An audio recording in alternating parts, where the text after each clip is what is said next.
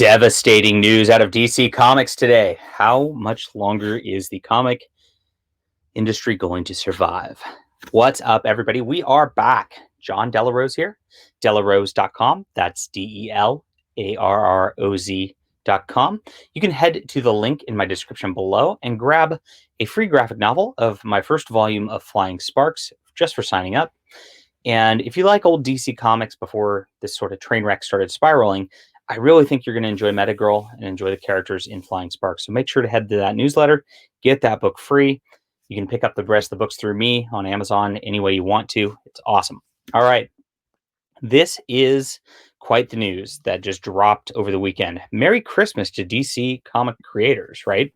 I couldn't believe how far DC's fallen when you actually drill into the numbers here. And the most important things are buried right here, right in the middle of the article. March of this year, which is kind of the last solicits pre-COVID, they had 62 new items. Now, remember, they were trying to cut things down and streamline to 52 a while back. That's about 10 years ago now. Geez. And now they are back up to 62 again in normal times, 52 in December. And then March, suddenly they're down to 39. So they're almost at half of their production slate.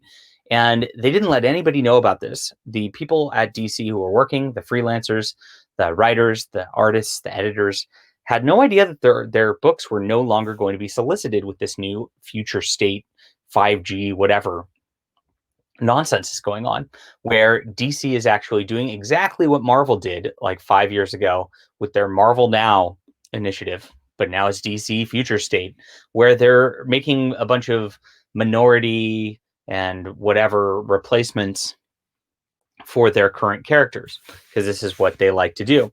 They want to develop these sort of, quote, more diverse and inclusive versions of everybody's beloved superheroes, which are just bad knockoffs and kind of insulting to minority communities. When as a Hispanic man, when I see these characters and they walk around and they're like, "What's up, SA?" It's like, it's really cringy every single time. But there's gonna be fallout from that in a few months. We'll wait to make gloating videos about that. But just the announcement of this, DC knows that they're going to have to slash titles in order to pay for this ever changing experiment of social justice, which used to be the comic books that they produce, but now is just some vehicle for their really weird philosophies and virtue signaling. And it's taken the toll at the comic shops. So at this point, comic shops are really not going to be dependent on anything DC. Their DC is falling by the wayside after their failed experiment with their distribution, which has just been a cluster, to say the least. And now moving into these storylines that nobody wants, with these sort of revamped versions of characters that nobody wants. Very, very, very bizarre tactics to do in the middle of a pandemic when everything's going to be having problems anyway for the comic shops, since not as many people are going in. And comic shops are responding. This is Pop Comics out of Anaheim, and they are saying that they're no longer going to be carrying DC Comics periodicals. They're just done with this. And it's because of all their bad treatment of customers, bad treatment of their different comic shops, a bad treatment of their distributors. The comic shops are fed up and they've had enough. And so they're just saying, we are over it. We're done.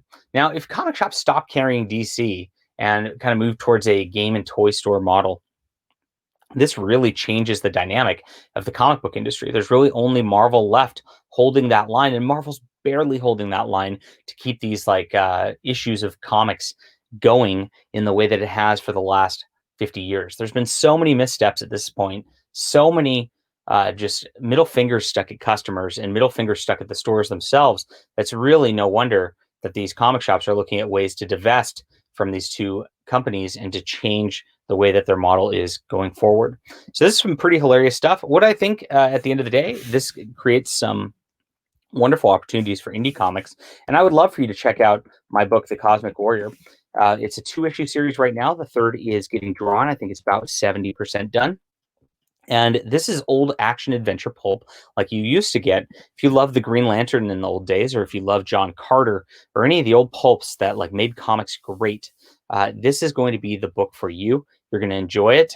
I'm going to treat you guys well as customers. I'm never going to replace my characters with stupid knockoff versions because I don't need to. I can write my own books the way I want and have the freedom to not have to deal with these terrible editorial boards that force these awful social justice concepts upon everything and kill their own audience.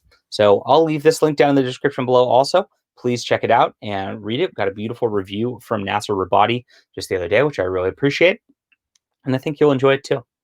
Let me know what you think about this. I think this is just the beginning of the end. We're going to see a snowball as Marvel and DC continue to crumble.